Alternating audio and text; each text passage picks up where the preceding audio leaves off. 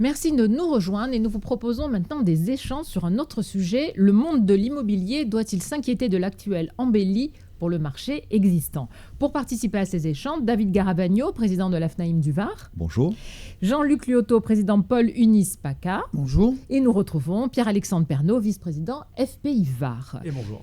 Le monde de l'immobilier est secoué, j'allais dire, à l'heure actuelle par une demande significative dans le monde de l'existant, et l'on le voit en particulier pour les appartements avec extérieur.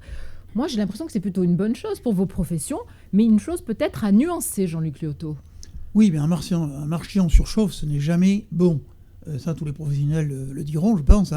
Donc à l'heure actuelle, effectivement, il y a une surchauffe parce qu'il y a une demande très importante sortie Covid, essentiellement d'appartements avec des extérieurs, donc soit des jardins, soit des balcons ou quoi que ce soit. L'inquiétude vient du fait de la production. Tout à l'heure, j'entendais effectivement le bâtiment qui s'inquiétait par le manque de produits de base. Effectivement, nous manquons maintenant, et nous allons manquer de produits de base. C'est-à-dire qu'on n'aura plus suffisamment d'offres à proposer à nos clients. Et là, il y a quand même une certaine inquiétude. Oui, c'est bien qu'il y ait plus de demandes, mais si on n'a pas d'offres, ça va être compliqué. Ça va être compliqué. David Garabagno, votre réaction? Oui, effectivement. Alors, on est assez, on va dire, enthousiaste dans le marché actuel, puisque tout va vite, tout se vend assez vite, beaucoup de demandes et très peu d'offres. Donc, c'est à nuancer, vous l'avez très justement dit tout à l'heure, et à nuancer sur plusieurs points, notamment sur la difficulté à tenir peut-être les prix aujourd'hui, et encore plus demain. On commence déjà à avoir des tendances d'augmentation des prix. Les taux d'intérêt restent bas, ce qui permet encore d'avoir des transactions qui se passent dans de bonnes conditions. Mais concrètement, dans les mois à venir, la principale inquiétude, c'est la hausse sensible des prix, avec peut-être un petit ajustement des taux d'intérêt. Et là, la machine pourrait se gripper assez vite. En fait, si je vous comprends bien, messieurs, de toute façon, il n'y a pas que le phénomène Covid. Tout cela, c'est quelque chose qui était déjà enclenché, j'allais dire. Que nous avions déjà annoncé. Parce que quand on nous annonce effectivement, par l'intermédiaire de nos amis promoteurs, constructeurs, que la construction va être en panne et est en panne aujourd'hui, on sait très bien que le neuf tire l'existant. Et partant de là, ce que nous annoncions est malheureusement aujourd'hui en train de se réaliser, Covid ou pas Covid. Bon, c'est vrai que l'effet Covid fait que maintenant notre région du Sud est un peu plus prisée, je dirais, et que nous avons pas mal de Parisiens ou de Lyonnais qui cherchent à avoir un pied-à-terre dans le Sud.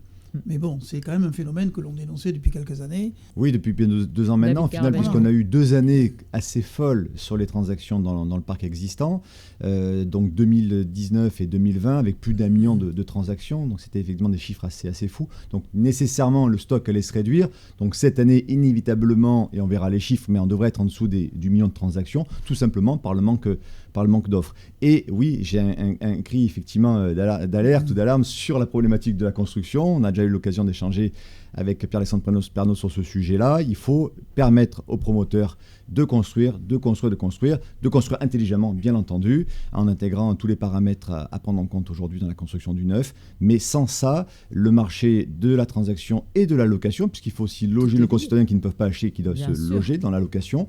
On a la chance dans du neuf d'avoir des moyens de défiscalisation qui donnent envie d'acheter et donc de louer. Et cette problématique-là, elle est entière. Donc il faut vraiment se saisir de ce sujet. Pierre-Alexandre Pernaut. Oui, on voit par rapport à ce que disaient David et Jean-Luc que nos professions suivent à un moment des courbes parallèles, c'est-à-dire qu'ils n'ont plus d'offres et nous n'avons plus d'offres. Le fait de ne plus avoir d'offres dans le neuf fait que de toute façon la demande va se reporter dans l'ancien, puisque s'il en reste, il est existant et les cycles de production sont forcément pas les mêmes. Premier point. Deuxième point, l'offre dans le neuf, c'est aussi la possibilité, comme l'a dit David, d'avoir des logements sous forme de fiscalisation, et quand même de loger les gens qui veulent louer pendant un certain temps. Troisième constat qu'on fait, on a eu un marché qui était déjà sous-offreur bien avant le Covid et avant les élections municipales. Mais le Covid a accentué la demande. Phénomène complémentaire, on est quand même dans le Var, on peut s'en réjouir, une région très très attractive. Je rappelle 1 million d'habitants dans le Var, 7 millions l'été, ça vous donne une idée de l'envie et de l'appétence. Et donc on a une demande extraterritoriale, pour faire simple, des gens d'Île-de-France, des Hauts-de-France, de régions lyonnaises et d'ailleurs, qui veulent venir habiter chez nous de manière définitive, télétravail, ou en résidence secondaire. Et tout ça, pourquoi ça nous inquiète? Pas parce que c'est facile de vendre en ce moment, entre guillemets, donc on fait des transactions, mais on a des prix qui ne cessent d'augmenter et on ne répond plus, que ce soit dans l'ancien ou dans le neuf, majoritairement, à la demande de nos actifs locaux, qui sont quand même importants pour nous. C'est le vrai problème. On l'entend partout, on l'a vu dans d'autres endroits. On a vu ça à Paris, où en fait les Parisiens sont obligés de fuir le centre-ville. Vous êtes inquiet de ce côté-là, par ce genre de choses? Moi, on a la chance de faire David un métier assez exceptionnel. C'est qu'on travaille dans l'immobilier, qui est un marché qui se régule quelque part assez naturellement. Lui-même, grâce à l'intermédiation évidemment, parce qu'on est là pour apporter conseil au bon moment. Mais concrètement, quand on ne peut plus acheter, le marché se grippe. Les prix nécessairement rebaissent et reviennent dans des proportions. Mais ce sont des cycles que l'on connaît.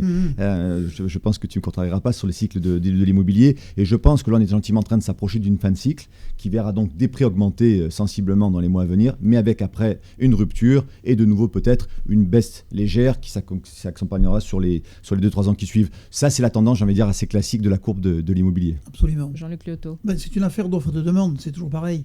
Ce que les pouvoirs publics n'ont pas compris, c'est qu'on bloque les loyers ou ce que l'on veut au niveau des prix de vente, de toute façon, c'est le marché qui guide. Exactement. Donc, il n'y a pas 50 solutions.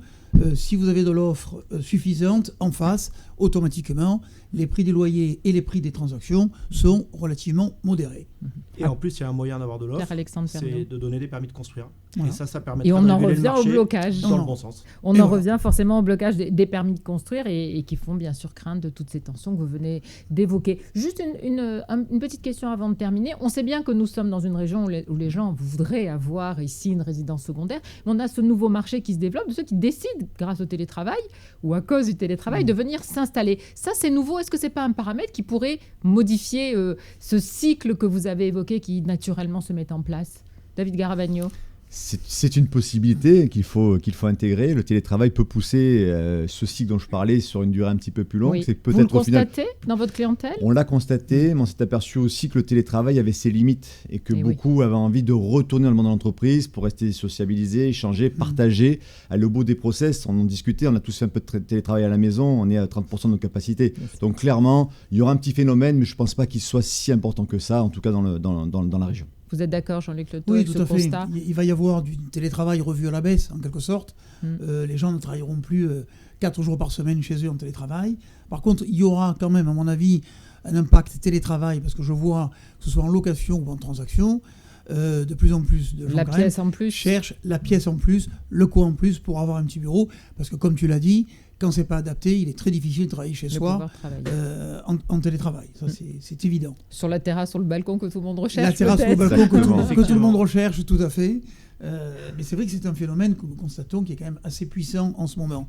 Absolument. Je disais tout à l'heure on a connu ce phénomène avec le TGV il y a quelques années. Bien sûr. Et là, maintenant, c'est un phénomène réel. Moi, j'ai même des Parisiens, pour dire ce qu'il en est, qui viennent de retenir des maisons individuelles sur Marseille avec 3 à 4 mois d'avance. Ça fait rien, ils préfèrent payer, mais bloquer. Oui. Et d'où une augmentation d'esprit très nette. Il y a des Parisiens à Marseille, il faut le noter. Bah oui, et des Parisiens à Marseille. Absolument. Il y en a que les Marseillais les gars. Il y en a dans le Var. Mais tant mieux, c'est bien, ça fait vivre la région. Super. Très bien. Oui, à part que ça fait quand même monter les prix. Mais bon, on va arrêter là notre conversation. Merci en tout cas pour ces échanges. Merci à vous tous et merci de nous avoir suivis. Merci.